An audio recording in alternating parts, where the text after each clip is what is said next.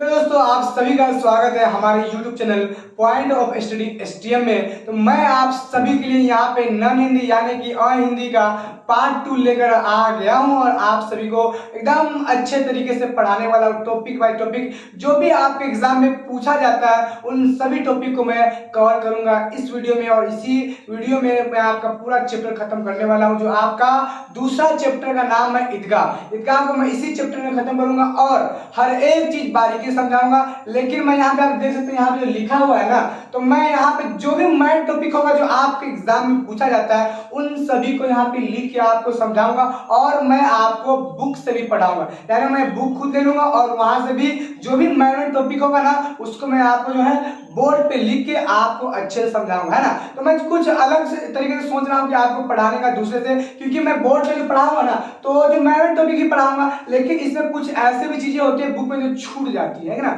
लेकिन मैं सोच रहा हूँ कि आपका वो हर एक चीज मैं कवर करूँ और आपको इससे कोई भी दिक्कत ना हो, ठीक है।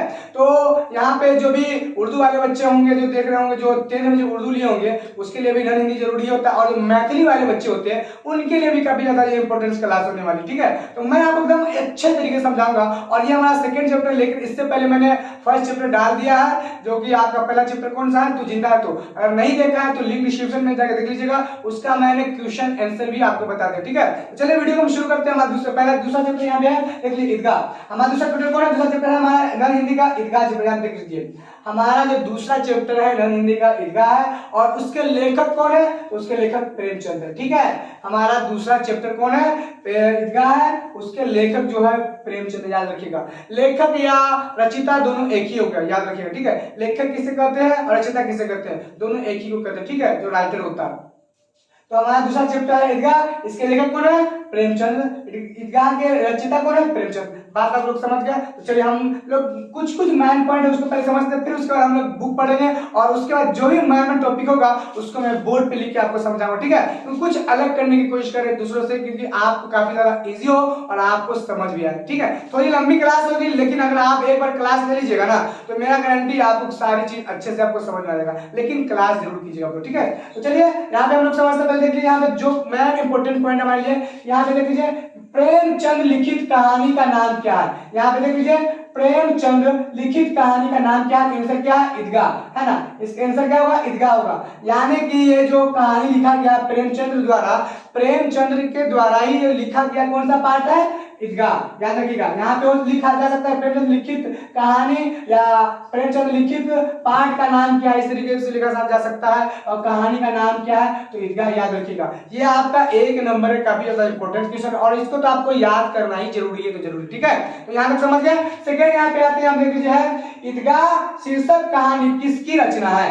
ईदगाह शीर्षक कहानी किसकी रचना है, तो किसकी रचना यानी किसने लिखा है, तो इसका आंसर क्या जाएगा, प्रेमचंद। यानी कि दोनों को ऊपर नीचे से घुमा के पूछा गया है ना, याद रखिए, ठीक है। इसका आंसर प्रेमचंद हो गया। अब यहाँ पे थोड़ा तीसरा देख लीजिए, यहाँ पे तीसरा देख लीजिए ईदगाह जो है, ईदगाह साहित्य की कौन सी विधा है। मैं आपको एक बार बता दूं, ईदगाह साहित्य की कौन सी विधा है या ईदगाह जो है गद्य की कौन सी विधा है, दोनों बात एक ही हुई, आपको दिक्कत लेने की कोई बात नहीं है, ठीक है। ईदगाह साहित्य की कौन सी विधा या ईदगाह गद्य की कौन सी विधा, बात दोनों एक ही है, दोनों तरीके से घुमा के पूछते, ठीक है।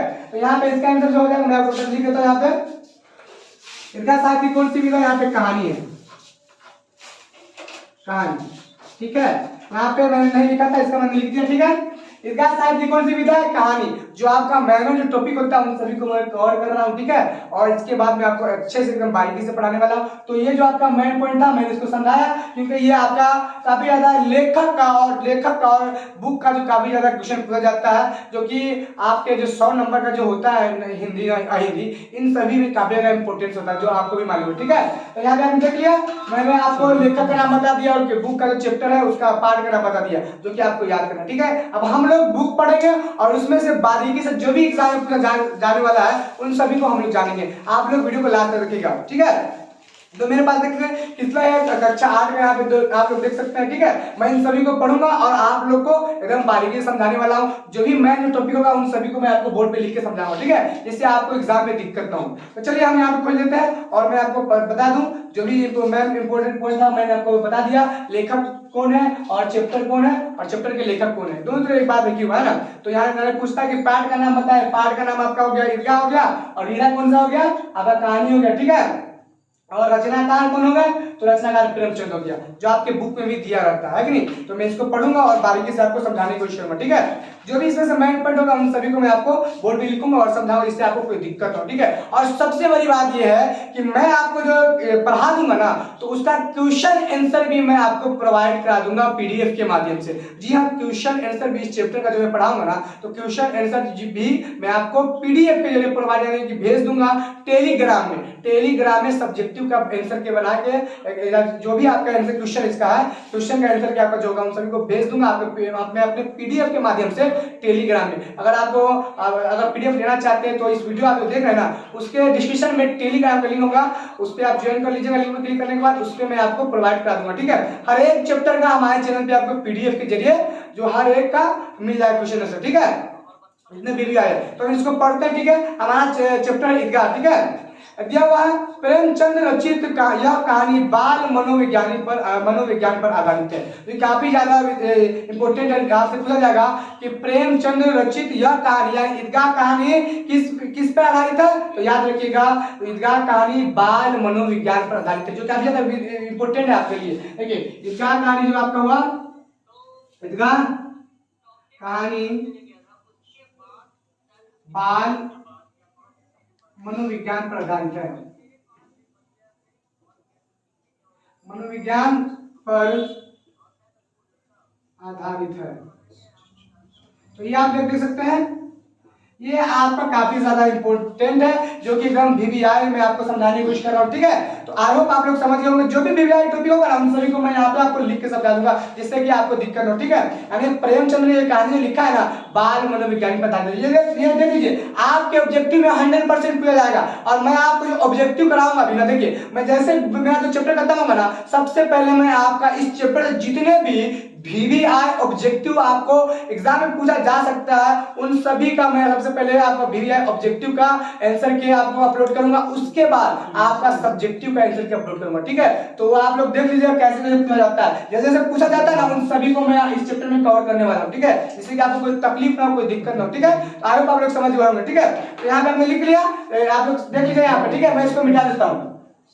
इसी तरीके से मैं आपको समझाता जाऊंगा और आप लोग इसको नोट्स करते रहेगा। आप लोग स्क्रीनशॉट वगैरह भी ले सकते हैं, नोट्स भी बना सकते हैं सभी का। ठीक है, नोट्स भी आप लोग बना सकते हैं, जिससे आपको कोई तकलीफ ना हो। ठीक है, आप मैं लिखूंगा उसको आप कॉपी में नोट्स कर लीजिएगा, जिससे आपको काफी ज्यादा फायदा हो। ठीक है, चलिए हम आगे फिर बढ़ते हैं।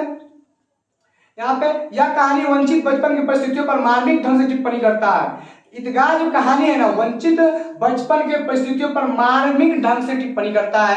यानी ईदगाह कहानी किस ढंग से टिप्पणी करता है, तो मार्मिक ढंग से। ये भी याद रखिए, ये भी आपके ऑब्जेक्टिव में पूछा जाएगा। ठीक है, जो है कहेगा कि जो कौन सी कहानी जो है कौन सी कहानी वंचित बचपन के परिस्थितियों पर टिप्पणी करती है, किस तरीके से, तो मार्मिक ढंग से। याद रखिए। ठीक है, ये बात समझ गए, क्योंकि आपके ऑब्जेक्टिव में ये भी क्वेश्चन रहेगा। ठीक है, पहले बढ़ते आगे। अब आप बस जीवन येलो लाइन में, पीले लाइन में आप जो पढ़ते होइएगा उसमें लिखा हुआ। ठीक है, और मैं इसको थोड़ा तेजी से पढ़ता हूँ, जो भी मैं इंपोर्टेंट होगा वो मैं आपको समझाने की कोशिश करूंगा। ठीक है, अभावग्रस्त जीवन बाद मन को वैश्य की तरह सोचने के लिए मजबूर करता है। हामिद खिलौने की जगह अपनी दादी के लिए चिमटा खरीद कर लाता है और दादी अमीना के लिए यह दृश्य गहरी संवेदना की अभिव्यक्ति का कारण बनता है।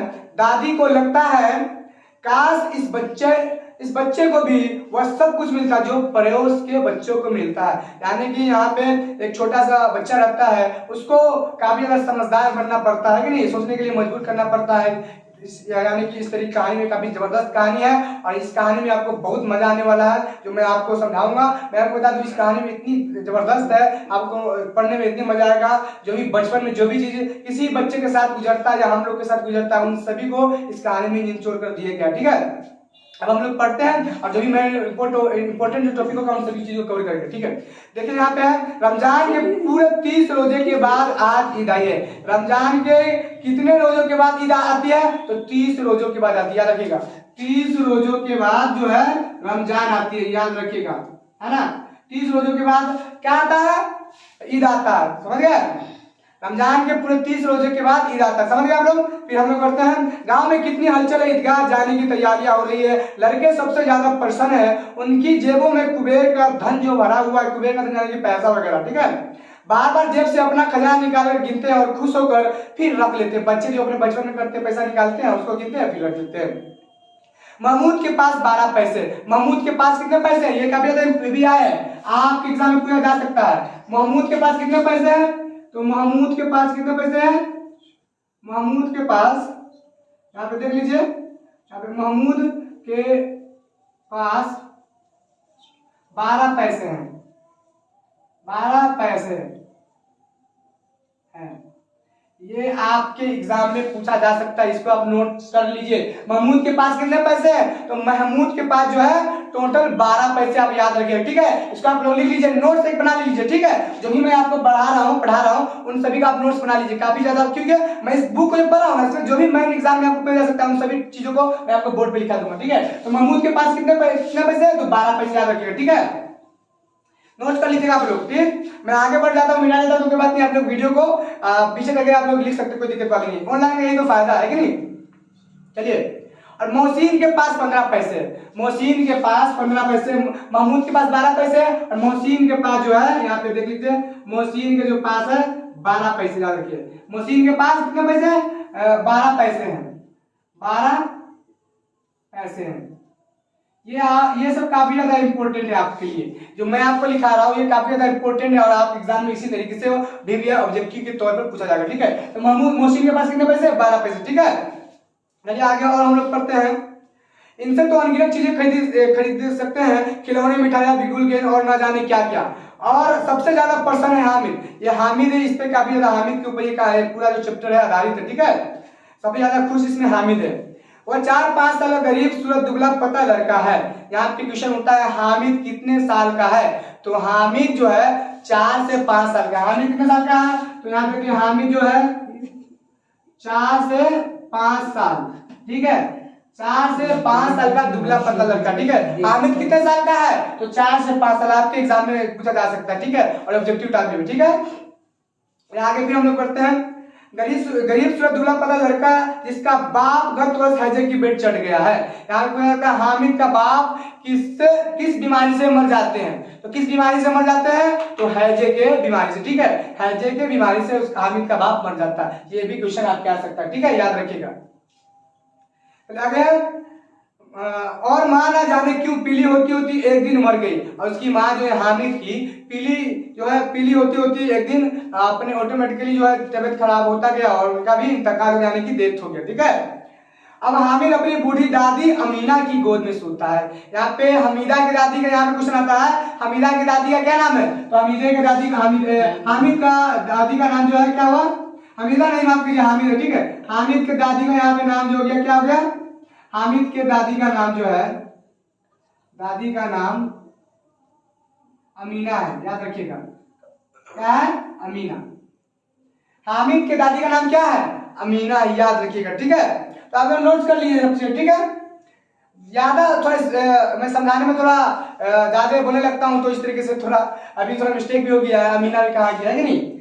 अमीना ठीक है, हमीदा कहा गया था। तो इस तरीके से होता रहता है, तो आप लोग इन सब चीजों को नोट्स करते जाइएगा वीडियो में जो आपको मैं लिखा रहा हूँ, ठीक है। दिक्कत की कोई बात नहीं है। आगे बढ़ते हैं हम लोग। अब आगे अमीना अपनी कोठी में बैठी रो रही है। आज ईद का दिन है और उसके घर में दाना नहीं है, सब इस अंधकार और निराशा में वो डूबी जा रही है। तो क्वेश्चन ये बनता है ईद के दिन अमीना क्यों उदास है? तो याद रखिएगा, ईद के दिन अमीना जो है इसलिए उदास है क्योंकि वो अपनी कोठरी में बैठी रो रही है, क्योंकि आज ईद का दिन है और उसके घर में दाना नहीं है, इस अंधकार में और निराशा में वो डूबी जा रही है। जो आपका सब्जेक्टिव क्वेश्चन है, मैं आपको बता दे रहा हूँ, जो भी आपका इंपोर्टेंस है उन सभी को मैं बता रहा हूँ, आप ये सब याद रखिएगा, ठीक है। चलिए आगे बढ़ते हैं।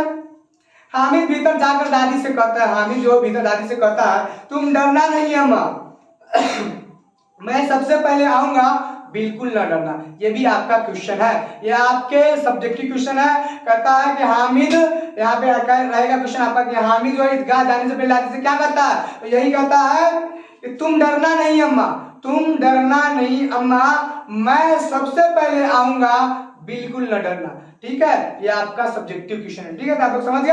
फिर आगे बढ़ते हैं। अमीना का दिल कचोट रहा है, गांव के बच्चे अपने अपने बाप के साथ जा रहे हैं, हामिद को कैसे अकेले मेले में जाने दे। यानी उसके मन में सोच हो रही है, सही बात है, कोई भी इसका बच्चा बहुत छोटा रहता है, कोई जाएगा तो सोचेगा ही बच्चा कैसे जाएगा, कोई उसके साथ नहीं है। ठीक है, तो हर एक पेरेंट्स सोचता है कहीं खो जाए तो क्या कोच चलेगा कैसे, पैर में छाले पड़ जाएगा। मैं आपको बता दूं, देखिए गांव से जो है ईदगाह कितने कोस दूर है, तो 3 कोस, याद रखिएगा, याद रखिएगा 3 कोस है ईदगाह जो है। गांव से जो है ईदगाह कितनी कोस है, ईदगाह 3 कोस दूर है। ठीक है, 3 कोस।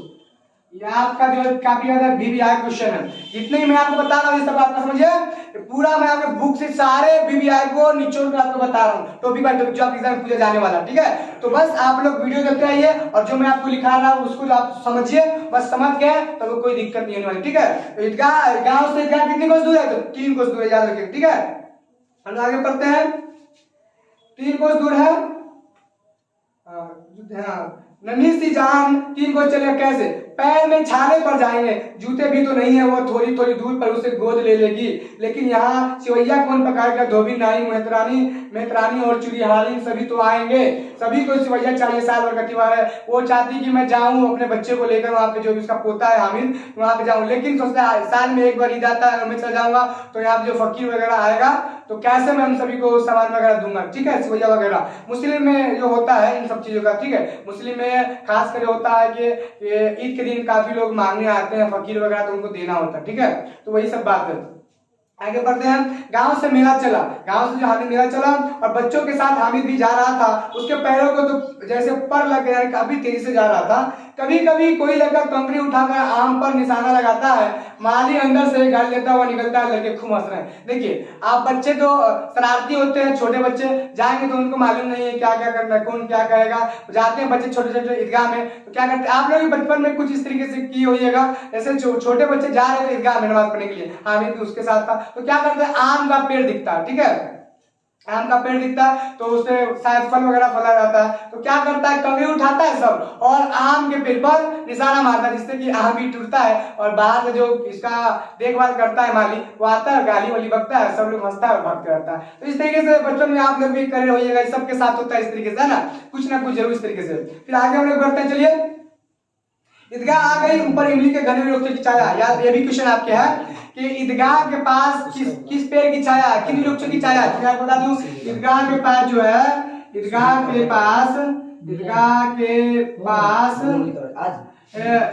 पास जो है इमली के पेड़ की छाया। क्या कौन सी पेड़ की छाया है, मैं आपको बता दूं कहा गया, ईदगाह के पास जो है इमली के पेड़ की छाया। ठीक है, हाँ इमली के जो है इमली के वृक्षों की छाया, इमली के वृक्ष की छाया, याद रखिएगा।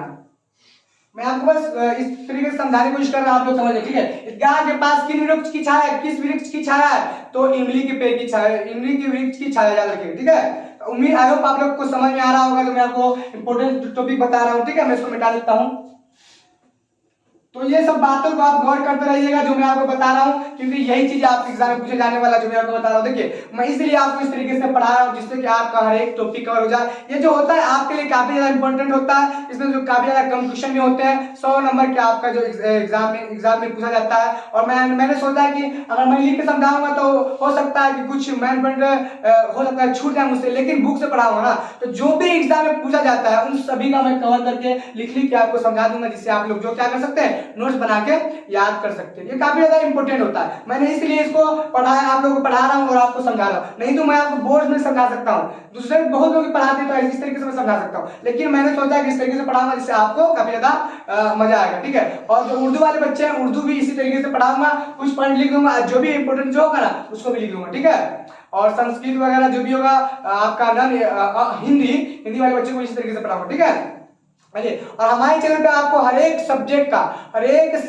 का आपको इसी तरीके से मिलने वाला है। बीबीआई ऑब्जेक्टिव भी मिलेगा, सब्जेक्टिव भी मिलेगा, सारा चीज आपको प्रोवाइड किया जाएगा टेलीग्राम के माध्यम से। जो आप वीडियो देख रहे हैं उसके डिस्क्रिप्शन में टेलीग्राम का लिंक है, वहां पे जाइएगा, ज्वाइन कर लीजिएगा। उसमें पढ़ाने के बाद मैं आपको जो है ऑब्जेक्टिव भी दे दूंगा और सब्जेक्टिव भी दे दूंगा पूरे चैप्टर का। ठीक है, तो चलिए हम लोग आगे बढ़ते हैं। हाँ, देखिए यहाँ देखिए धनुष की छाया है, नीचे पक्का फर्श है, रोजगारों की पंक्तियां एक के पीछे एक दूर तक चली गई है, यहाँ कोई धन और पद नहीं देखता, इस्लाम की निगाह में सब बराबर है, लाखों सिर एक साथ सिजदे में झुक जाते हैं, फिर सब एक साथ खड़े हो जाते हैं, एक साथ घुटनों के बल बैठ जाते हैं। कई बार यही क्रिया होती है जैसे बिजली की लाखों बत्तियां एक साथ प्रदीप्त और एक साथ बुझ जाए। यानी कि मुस्लिम में क्या होता है कि सब लोग नमाज पढ़ने जाते हैं ना, तो एक ही साथ जो है नमाज पढ़ते हैं, उठते हैं और फिर खड़े होते हैं। यानी इसी तरीके से प्रक्रिया कई बार चलती रहती है, जो जय रकात होता है उस तरीके से। ठीक है, मुस्लिम होता है रकात होता है नमाज का, तो जैसे एग्जाम्पल में दिया हुआ है यही प्रक्रिया कई बार चलती रहती है, जैसे कि एक बार कई लाखों पत्ते एक साथ जले और बुझे, इसी तरीके से प्रक्रिया चलती रहती है। ठीक है, तो एक बार और हम लोग आगे बढ़ते हैं। ठीक है, तो आप लोग भी देख लीजिए जो मैं आपको समझा रहा हूँ। ठीक है, यहाँ पे जो भी इंपॉर्टेंट टॉपिक है मैं आपको समझाता रहूंगा, आप लोग समझते रहिएगा। ठीक है, हम लोग आगे पढ़ते हैं। नमाज खत्म हुई, लोग आपस में गले मिल रहे हैं, तो मिठाई और खिलौने की दुकानों पर धावा होता है, तरह तरह के खिलौने, सिपाही, तरह तरह के खिलौने। पूछा जाता है कि मेले में किस किस प्रकार के खिलौने हैं, तो मैं आपको बता रहा हूँ, सिपाही, गुजरिया, राजा और वकील, भिश्ती, धोबी और साधु। मैं आपको लिख के बता देता हूँ ईदगाह में किस किस तरीके के खिलौने हैं जो आपके एग्जाम में पूछा जाएगा सब्जेक्टिव में। ठीक है, तो मैं लिख दूंगा, लिख देता हूँ कौन कौन खिलौना है। तो पहला है सिपाही, ठीक है, पहला हो गया खिलौना। ठीक है, दूसरा मैं आपको बता देता हूँ, यहाँ पे दूसरा हो गया आपका कौन सा हो गया, गुजरिया, यहाँ पे गुजरिया हो गया। ठीक है, यहाँ पे गुजरिया हो गया। अब यहाँ पे मैं तीसरा लिख देता हूँ, जो जितने प्रकार के हैं ना वो आपके मेले में उस सभी का लिख देता हूँ जो कि आपको पूछा जा सकता है, जिससे आपको समझने में मजा आएगा। ठीक है, मैं उस तरीके से आपको समझाने की कोशिश कर रहा हूँ। ठीक है, राजा और वकील, यहाँ पे राजा भी हो गया और वकील भी हो गया, ये दोनों अलग अलग है। ठीक है, राजा और वकील, समझ गए आप लोग, राजा और वकील। ठीक, तो चलिए और क्या है, राजा और वकील है। भिश्ती, यहाँ पे चौथा में लिख देता हूँ भिश्ती। ठीक है, भिश्ती भी है, तो यहाँ पे भिश्ती चौथा हो गया। पांचवा भी देख लेते हैं, पांचवा क्या हो उसको भी देख लेते हैं, क्योंकि जितने भी रहते हैं सभी आपको पूछ जाता है। धोबीन और साधु, यहाँ पे धोबीन जो है पांचवा है। ठीक है, धोबीन जो हो गया आपका यहाँ पे धोबीन हो गया पांचवा, और छठा जो है भी है आपका, छठा हो जाएगा क्या है, साधु। ये सब क्या है आपके खिलौने मेले में है, देख लीजिए। ये आप देख सकते हैं 6 खिलौने आपके जो है क्या में मेले में, यानी कि चैप्टर के मेला में कौन कौन पूछा जाएगा। मेला में जो है ईदगाह में जो बच्चे जाते हैं तो किस किस प्रकार के खिलौने रहते हैं, तो ये देख लीजिए, ये 6 प्रकार के रहते हैं, आप नोट कर लीजिएगा। ठीक है, हम आगे बढ़ते हैं। गुजरिया, राजा और वकील भिश्ती हो गया। महमूद सिपाही लेता है, यहाँ पे क्वेश्चन बनता है, इसको नोट कर लीजिए आप लोग। ठीक है, स्क्रीनशॉट लेके आप लोग नोट कर लीजिए। चलिए हम लोग और देख लेते हैं। मेला में काफी ज्यादा इंपॉर्टेंस हम लोग का टॉपिक चल रहा है, इसको समझिएगा। यहाँ पे मेला में जो है देखिए तो क्या कौन कौन क्या खरीदता है, देखिए महमूद मेला में महमूद क्या खरीदता है, तो देखिए महमूद जो है सिपाही खरीदता है, रखिएगा महमूद जो है महमूद सिपाही खरीदता है, महमूद सिपाही खरीदता है। ठीक है, याद रखिएगा, महमूद मेला में जो है ना सिपाही खरीदता है, याद रखिएगा। ठीक है, और आगे है, हाँ चलिए यहाँ पे हो गया खाकी वर्दी वाला पगड़ी वाला कंधे पर बंधु रखे। मोहसिन को भिश्ती पसंद आया, मोहसिन क्या खरीदता है, याद रखिए। अब मोहसिन की बारी आई, यहाँ पे मोहसिन क्या खरीदता है, तो मोहसिन भी का भी ये सब काफी ज्यादा इंपॉर्टेंट है। मोहसिन जो है भिश्ती खरीदता है। ठीक है, मोहसिन भिश्ती खरीदता है, याद रखिएगा, खरीदता है। ठीक है, तो ये काफी ज्यादा मैं आपको बता रहा हूँ, काफी ज्यादा इंपॉर्टेंस है। यहाँ पे देखिए थोड़ा नीचे की ओर जा तो कोई दिक्कत की बात नहीं है, थोड़ा मटेरियल लिखा जा रहा है, ओके, दिक्कत की बात नहीं, बस आप लोग नोट कर लिए, समझ जाए। ठीक है, तो इस तरीके से आप लोग समझने की कोशिश कीजिएगा, ठीक है। आगे है, देखिए महमूद सिपाही लेता है खाकी वर्दी, महमूद सिपाही करता है मोहसिन को भिश्ती पसंद आया, कमर पर मस्त करके नूर को वकील से प्रेम था। नूर जो है नूर क्या खरीदता है, तो नूर जो है यहाँ पे जो खरीदता है वकील, नूर जो है यहाँ पे नूर यहाँ पे वकील खरीदता है, क्या खरीदता है, नूर यहाँ पे वकील खरीदता है, याद रखिएगा। तो कहाँ गया वकील, नूर यहाँ पे क्या खरीदता है, वकील खरीदता है, ठीक है, नूर वकील खरीदता है, ठीक है। ये आपका जो मैं लिखा रहा हूं ना, ये सभी क्वेश्चन इंपोर्टेंट है, तो यहाँ में थोड़ा टेढ़ा हो रहा तो दिक्कत नहीं कीजिए, आप लोग समझने की कोशिश कीजिएगा, इसको नोट कर लीजिएगा, ठीक है। मोहसिन को हो गया, काला चोंगा नीचे सफेद अजगर, एक हाथ में कानून का पोता लिए हुए, सब 2-2 पैसे के खिलौने। ये जितने भी खिलौने हैं ना, सिपाही रिश्ते जो मैंने 6 खिलौने लिखा है, मेरा ईदगाह में रहेगा, ईदगाह कहानी में मेले में सभी खिलौने कितने पैसे के हैं, तो 2-2 पैसे के, याद रखिएगा, ये मैं आपको बता रहा हूँ, ठीक। आप जो समझिएगा अच्छे से क्लास लीजिएगा, आपको सारा का सारा समझ में आ जाएगा, लेकिन आप कहानी एक बार समझिए मेरी बातों को, ठीक है। आगे बढ़ते हैं हम लोग, पैसे खिलौने। हामिद के पास कुल 3 पैसे हैं, जो हामिद सबसे ज्यादा इंपोर्टेंट इस चैप्टर का है पात्र। हामिद के पास क्या रखिएगा, हामिद के पास 3 पैसे हैं, हामिद के पास 3 पैसे, याद रखिएगा 3 पैसे हैं, ठीक है। हामिद के पास कितने पैसे हैं, 3 पैसे। इन सभी चीजों को नोट करते रहेगा आप लोग, ठीक है, लिख लीजिएगा पॉइंट बाय पॉइंट, ठीक है। तो हामिद के पास 3 पैसे हैं। आगे हम लोग बढ़ते हैं, इतने महंगे खिलौने को कैसे ले, कहीं हाथ छूट गया तो चूचर हो जाएगा, पानी पड़ा तो सारा रंग धुल जाएगा, ऐसे खिलौने लेकर वह क्या करेगा। तो ये और हम लोग आगे बढ़ते हैं, सब अपने अपने खिलौने की तारीफ कर रहे हैं। हामिद अलचाई आंखों से खिलौनों को देख रहा है, चाहता है कि जरा देर के लिए ही सही हुआ उन्हें हाथ में ले सकता है। वह हाथ आगे बढ़ाता है, लेकिन लड़की इतनी त्यागी नहीं होती, विशेषकर जब अभी नया शौक हामिद ललचाता रह जाता है। अब देखिए बच्चा सब रहता है, अब कोई कहता है, कोई कुछ और खरीदता है, तो बच्चे ललचाई आंखों से देखते, भाई मैं ये खिलौना मुझे दे दे प्लीज, छूने के लिए दे दे। तो लोग क्या करता है, बच्चे जो होते हैं कि अपने मन में मस्त मोने रहते, तो वो नहीं दे पाते हैं। तो हामिद उस तरीके से हाथ बढ़ाता है, तो उससे जो भी उसके दोस्त होते हैं वो छीन लेते हैं। तो ललचाई आंख से उस तरीके से बेचारा एकदम अच्छा नहीं लगता उसको, ठीक है। तो आगे बढ़ते हम लोग, मिठाइयों की दुकानें आती है, किसी ने रेवड़िया ली है, किसी ने गुलाब जामुन, किसी ने सोहन हलवा, मजे से खा रहे हैं। लेकिन हामिद अब अभागे के पास सिर्फ 3 पैसे क्यों नहीं कुछ लेकर खाता। हामिद के पास 3 पैसे, वो क्या लेकर खाएगा। आगे बढ़ते हैं, मोहसिन उसकी ललचाई नजरें देखकर कहता है, हामिद रेवड़ी ले खा, कितनी खुशबूदार है। जैसे ही हामिद हाथ फैलाता है, मोहसिन रेवड़ी अपने मुंह में रख लेता है। महमूद, नूरे और सम्मी खूब तालियां बजा कर हंसते हैं। हामिद खिंचा जाता है, यानी ये सभी उसके दोस्त है। सम्मी भी एक है, सम्मी भी उसी का दोस्त है, ठीक है। क्या होता है, आप सब खरीद लेता है, उसके पास बेचारे को इतने पैसे नहीं है, जो चाहता है कि भाई मैं भी खाऊं, तो वो क्या आगे बढ़ाता है हामिद की तरफ, लेकिन बेचारा ललचाई मुंह से क्या करता है, जैसे ही वो खाने के लिए आगे बढ़ाता है तो उत्सुकता नहीं, अब चुपचाप अपने मुंह में रख लेता है। वो बेचारा देखते रहता है ना, तो गुस्सा भी हो जाता है, कोई भी गुस्सा हो जाता है ना, दूसरे में भी। आगे बढ़ते हैं, मिठाई की दुकानों के बाद लोहे की चीजों की दुकानें हैं। लड़कों के, यह पूछा जा सकता है, मिठाई ईदगाह कहानी में मिठाई की दुकानें के बाद किन चीजों की दुकानें हैं, तो याद रखिएगा लोहे की दुकानें, याद रखिएगा। ये सब चीजें ऑब्जेक्टिव टाइप में पूछा जा सकता है आपके एग्जाम में।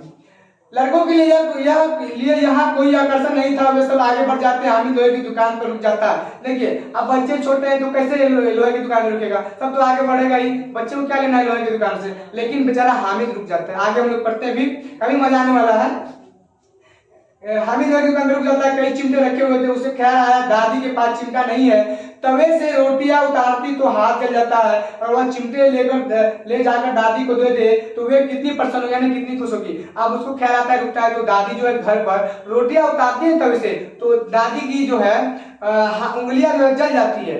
तो वो सोचता है कि अगर मैं खरीद के लेकर जाऊंगा दादी को दूंगा तो बहुत खुश होगी, है ना। छोटा सा बच्चा, लेकिन एकदम समझदार वाली बुद्धि उसके पास। तो मैं आपको बता दूं, इंसान की जिंदगी में मैं आपको बता दूं, इंसान की उम्र कितनी भी हो, इंसान की उम्र कितनी भी हो ये मायने नहीं रखता है, उसकी सोच मायने रखती है कि किस उम्र की उसकी सोच है ना। मैं अगर 10 साल का हूं, अगर मेरे पास एक्सपीरियंस है, अगर मेरे पास सोच है, एक काबिलियत है 20 साल वालों की, तो भाई इसमें कोई गलती नहीं है, कोई दिक्कत की बात नहीं होना चाहिए। ये आपकी सोच मायने रखती है, उम्र मायने नहीं रखते। ठीक है, आपकी उम्र कितनी भी हो कोई दिक्कत नहीं, आपकी सोच किस उम्र की ये मायने रखती है। तो यहीं पे बच्चा सीख देता है कि भाई छोटा सा बच्चा है और उसकी सोच किस प्रकार की है, और जिंदगी में भी यही सब होता रहता है। ठीक है, तो हम इन सब चीजों को आगे बात बढ़ते हैं, बातें नहीं करते, आगे बढ़ते हैं। जो भी हमको लगेगा अच्छी बातों करूंगा। ठीक है, हम आगे बढ़ते हैं। देखिए, हाँ, उंगलियां कभी नहीं जलेगी, यानी कि फिर उनकी ले लेगा तो फिर नहीं चलेगा, फिर उंगलियां कभी नहीं चलेगी, खिलौने से क्या फायदा, व्यर्थ में पैसे खराब होते। छोटा सा बच्चा देखिए कितना सोच है ना। आजकल के बच्चे तो ऐसे ही पैसे उड़ाते हैं, नहीं, हम लोग भी उसी में से हैं। अम्मा चिमटा देखते ही कहेंगे मेरा बच्चा अम्मा के लिए चिमटा लाया है, हजारों दुआएं देंगी, फिर पड़ोस की औरतों को दिखाएंगे, सारे गांव में चर्चा होने लगेगी, हामिद चिमटा लाया है, कितना अच्छा लड़का है, इन लोगों के खिलौने पर कौन दुआएं देगा। बड़ों की दुआएं सीधे अल्लाह के दरबार में पहुंचती है और तुरंत सुनी जाती है। कौन कहता है? हामिद कहता है। ठीक है, दुकानदार से बड़ी मुश्किल से मोल भाव करके हामिद चिमटा 3 पैसों में ले लिया है। ये भी आएगा कि हामिद जो है चिमटा कितने पैसे में खरीदता है। हामिद जो है, यार इसको मैं डाल देता हूं, आप लोग लिख लीजिएगा। ठीक है, इन सभी चीजों को। ठीक है, चलिए, हामिद हामिद जो है चिमटा 3 पैसों में खरीदता है। कितने पैसों में? चिमटा 3 पैसों में खरीदता है। ठीक है, 3 पैसों में खरीदता है, ठीक है। देखिए टेढ़ा हो जाता है, मैं लिखता हूँ तो टेढ़ा हो जाता है, सीधा नहीं लिख पाता है, मैं प्रैक्टिस करूंगा। ठीक है, चलिए, हामिद चिमटा कितने पैसे में खरीदता है? 3 पैसों में खरीदता है। ठीक है, तो देखिए मेरे अंदर एक कमी है, प्रैक्टिस करूंगा, सुधारने का, क्योंकि टेढ़ा बार हो जाता है मुझसे। ठीक है, तो चलिए यहाँ पे हो गया। आगे हम लोग पढ़ते हैं। हामिद, ये इंपॉर्टेंट था कि हामिद जो है कितने पैसों में चिमटा खरीदता है, चिमटे का दाम कितना रहता है, तो 3 पैसा। ठीक है, हम लोग आगे बढ़ते हैं। उसे कंधे पर रखा मानो बंदूक और शान से करता हुआ साथियों के पास आया। मोहसिन ने हंसकर कहा, यह चिमटा क्यों लाया पगले, इससे क्या करेगा? महमूद बोला, चिमटा कोई खिलौना है, और उसका दोस्त है, चिमटा क्यों लाया, कोई खिलौना है, इस तरीके से बोलने लगा। हामिद बोला, क्यों नहीं, अभी कंधे पर रखा तो बंदूक हो गई, हाथ में लिया तो फकीरों का चिमटा हो गया, चाहूं तो मंजीरे का काम ले सकता हूँ, एक चिमटा जमा दूं तो तुम सबके सारे खिलौने की जान निकल जाए, तुम्हारे खिलौने मेरे चिमटे का बाल भी बांका नहीं कर सकता, मेरा बाल उसके चिमटा। ये भी क्वेश्चन आता है कि जो हामिद है चिमटों का किन किन रूपों में इस्तेमाल करता है, तो यही आपका आंसर हो जाएगा। हामिद इस चिमटा का जो है इस तरीके से इस्तेमाल करता है कि अगर अभी कंधे पर रखा तो बंदूक हो गया, हाथ में लिया तो फकीरों का चिमटा होगा। ये क्वेश्चन है। मैं इन सभी क्वेश्चनों का आंसर जो है ना आपको प्रोवाइड करा दूंगा, और जो बच्चे लेट से वीडियो देख रहे हैं ना, तो मैं आपको बता दूं, अभी तक वीडियो को लाइक नहीं किया तो प्लीज आप लोग वीडियो को लाइक कर दें, क्योंकि मैं आप सभी को लंबी वीडियो हो जाएगी, लेकिन इस तरीके से पढ़ाने की कोशिश कर रहा हूं कि आपका जितने भी मेन पॉइंट है एग्जाम में पूछे जाने वाले हैं, जिस भी तरीके से उन सभी चीजों को मैं कवर कराने वाला हूं। और आप लोग वीडियो पूरी देख लेते हैं ना, तो उम्मीद है कि आप लोगों का सारा टॉपिक क्लियर हो जाएगा और आपको पूरा याद भी हो जाएगा। लेकिन हाँ, याद रखिए आप लोग अच्छे से क्लास लीजिएगा, तब ऐसे नहीं आप लोग वीडियो भगा के देख रहे हैं तो आपको तो दिक्कत तो आएगी, है ना। तो पहले जैसे थे वैसी हो जाएगा तो कोई फायदा नहीं होगा। ठीक है, तो आप लोग बस मेरी बात को सुनिए और समझिए जो भी मैं आपको बता रहा हूँ। ठीक है, आप वाकई में अच्छा नंबर लाना है तो, ठीक है, और पढ़ने वाला बच्चा जरूर इंशाल्लाह वो अच्छे से पढ़ता है। ठीक है, और भगवान भी उसे जरूर आगे बढ़ाता रहता है। चलिए आगे हम लोग पढ़ते हैं। सम्मी ने खंजरी, तो ये भी क्वेश्चन है, सम्मी क्या खरीदता है? सम्मी जो है उसका उसी का दोस्त रहता है। सम्मी क्या खरीदता है? सम्मी खंजरी लेता है। ठीक है, खंजरी सम्मी खंजरी लेता है, खंजरी लेता है या खरीदता है? सम्मी जो है खंजरी खरीदता है, लेता है खरीदता, बात देखिए। ठीक है, सम्मी क्या लेता है? सम्मी क्या लेता है? खंजरी लेता है, याद रखिएगा। सम्मी जो है खंजरी खरीदता है, बात देखिए। ठीक है, तो ये बात भी याद रखिएगा, ये भी क्वेश्चन आएगा आपके। ठीक है, सम्मी क्या खरीदता है? तो खंजरी, याद रखिएगा। चलिए हम लोग बढ़ते हैं। सम्मी ने खंजरी ली थी, पढ़ाई तो बोला मेरी खंजरी से बदलोगे। सम्मी ने जब खंजरी खरीदी थी ना तो वो इतना तारीफ ही कर दिया, क्या बोलता है कि प्रभावित हो गए उसके चिमटे से कि यार तुम मेरे चिमटे से बदलोगे अपना, मेरे खंजरी से बदलोगे अपना चिमटा। ठीक है, आगे हम बढ़ते हैं। हामिद ने खंजरी की ओर उपेक्षा से देखा, मेरा चिमटा चाहे तो तो तुम्हारे खंजरी का पेट फाड़ डाले। चिमटे ने सभी को मोहित कर लिया और औरों ने 3-3 4 पैसे खर्च किए पर कोई काम की चीज न ले सके। हामिद ने 3 पैसों में रंग जमा लिया, यानी सभी को राज कर लिया अपने 3 ही पैसे में। वही बात है, कुछ ऐसी चीजें खरीदो जो आपके लिए काफी ज्यादा इंपॉर्टेंट हो। ठीक है, आगे हम लोग बढ़ते हैं। सबने अपने अपने खिलौने देकर चिमटा पकड़ने का प्रस्ताव रखा, यानी सभी दोस्तों ने कहा कि मेरा चिमटा मेरे तुम पकड़ो, मैं आपका चिमटा देखूंगा, इस तरीके से। तो सभी ने इस तरीके से कहा और सबों ने इस तरीके से आपस में एक दूसरे से चिमटा दिया और खिलौने से छूते गए, एक दूसरे से देखते गए, हाथ में लेकर। ठीक है, पकड़ने का प्रस्ताव रखा। हामिद मान गया, चिमटा बारी बारी से सबके हाथ में गया और उनके खिलौने बारी बारी से हामिद के हाथ में आए। कितने खूबसूरत खिलौने हैं, और उसका चिमटा तो रुस्तम हिंद है, सभी खिलौने का बाज था। हामिद का खिलौना क्या है, रुस्तम हिंद, तो काफी ज्यादा बहुत बड़ा लहजा। ठीक है, हम लोग आगे बढ़ते हैं। गांव पहुंचकर बच्चों ने अपने अपने अपने खिलौने से खेला, पर थे हुए मिट्टी के कुछ ही देर में टूट फूट गए। जब बच्चे जाते हैं तो मिट्टी वगैरह के होते हैं, तो खेलते हैं तो टूट फूट जाते हैं। तो सभी बच्चे के जो होते हैं खिलौने किस चीज के थे, मिट्टी के थे। ठीक है, अब मियां हामिद का हाथ सुनिए। अमीना उसकी आवाज सुनते ही दौड़ी। जैसे ही सब बच्चे गांव में जाता है तो हामिद में जाता है, और हामिद की आवाज सुनते ही उसकी दादी जो है दौड़ते आई और गोद में उठाकर प्यार करने लगी। सहसा उसके हाथ में चिमटा देकर वह चौंकी, यानी जैसे उसको उठाई ना गोद में, तो उसके हाथ में अमीना जो है चौंक गई चिमटा देखकर। ठीक है, यह चिमटा कहाँ से लाया, कहता है दादी अमीना जो है उसकी हामिद की, कहता है चिमटा कहाँ से लाया, मैंने मोल लिया है। हामिद बोलता है के पैसे में 3 पैसे दिए। अमीना ने छाती पीट ली, या कैसा बेसमझ लड़का है, न कुछ खाया न पिया, लाया क्या, चिमटा। सारे मेले में तुझे और कोई चीज न मिली जो ये लोहे का चिमटा उठा ला। इस तरीके से पहली बार में सोचती है, फिर दूसरे बार में जाने हामिद कहता खुद से। हामिद ने अपराधी भाव से कहा, तुम्हारी उंगलियां तवे से जल जाती थी, इसलिए मैंने इसे ले लिया। बुढ़िया का क्रोध तुरंत इससे बदल गया। क्रोध मतलब होता है गुस्सा। ठीक है, जैसे ही हामिद कहता है ना तो उसका गुस्सा एकदम तुरंत शांत हो जाता है। यह स्नेह मुक्त था, यानी कि खुशी से भरा हुआ था। खूब ठोस रस और स्वाद से भरा हुआ। बच्चे में कितना त्याग, कितना सद्भाव और कितना विवेक है। दूसरों को खिलौने लेते और मिठाई खाते देखकर कितना ललचाया। उसकी दादी सोचती है वाकई में ललचाया भी था, आप लोगों ने पढ़ा भी है कि मन इतना जब्त इससे हुआ कैसे। वहां भी इसे अपनी बुढ़िया दादी की याद बनी रही। अमीना का मन गदगद हो गया, मतलब खुश हो गया। अमीना की आंखें भर आई, रोने लगी बेचारी, और दामन फैलाकर हामिद को दुआएं देने लगी। दामन इस तरीके से फैलाई और दुआएं देती जाती थी और आंसुओं की बड़ी बड़ी बूंदें गिराती जाती थी। हामिद इसका रहस्य क्या समझ, बच्चा छोटा सा है, आपको इतना समझदार है, तो छोटा सा बच्चा इस तरीके से कर रहा है, तो बेचारी खूब रो कर दुआएं देने लगी खुदा से कि इसका जिंदगी एकदम अच्छा हो। लेकिन छोटा समझदार है, बच्चा था, एकदम समझदार था। कहानी एकदम मस्त है जो आपने पढ़ा है। आई होप आप लोग को ये कहानी काफी ज्यादा पसंद आया। तो ये जो है मैं बता दूं, चैप्टर तो आपका खत्म हो गया, लेकिन जितने भी मैं इंपॉर्टेंट टॉपिक है मैंने आपको करा दिया। ठीक है, आप सबसे बड़ी बात यह है, इस चैप्टर का जो मैं आपका VBI ऑब्जेक्टिव कराऊंगा आपको, वो भी आपको इस वीडियो में मिल जाएगा, यानी इस टाइम में मिल जाएगा। ठीक है, तो अभी चैनल को सब्सक्राइब नहीं किया तो कल ही लीजिए आपको। ठीक है, क्योंकि इस टाइम का हर एक सब्जेक्ट आपको मिलने वाला। ठीक है, इस तरीके से मिल जाएगा। उसके बाद सब्जेक्टिव का भी आपको आंसर के PDF के माध्यम से टेलीग्राम में भेज दूंगा, वहां से ले लीजिएगा। ठीक है, हर एक चैप्टर का इस तरीके से, और पहला चैप्टर नहीं पढ़ा तो जाएगा, लिंक डिस्क्रिप्शन में है इस वीडियो के, वहां से देख लीजिएगा। पहला वीडियो नहीं देखा हमारा तो ये दूसरा चैप्टर है, तो देख लीजिएगा लिंक डिस्क्रिप्शन में। और अपने दोस्त यारों को भी शेयर कीजिए, जो भी आपके करीबी है, मित्र है, कि यहाँ बहुत अच्छे समझाया जाता है। क्योंकि देखिए, मैं आपको हो सकता है टॉपिक बाय टॉपिक समझा देता, लेकिन जो भी मैं इंपॉर्टेंट है उन सभी को समझा रहा हूँ, जो भी एग्जाम में आपके आ सकते हैं। तो आई होप आप लोगों को समझ में आ रहा होगा। तो अभी तक वीडियो को लाइक नहीं किया, वीडियो को लाइक कीजिए प्लीज आप लोग। ठीक है, तो मिलते हैं अगले वीडियो में, जब तक के लिए शुक्रिया।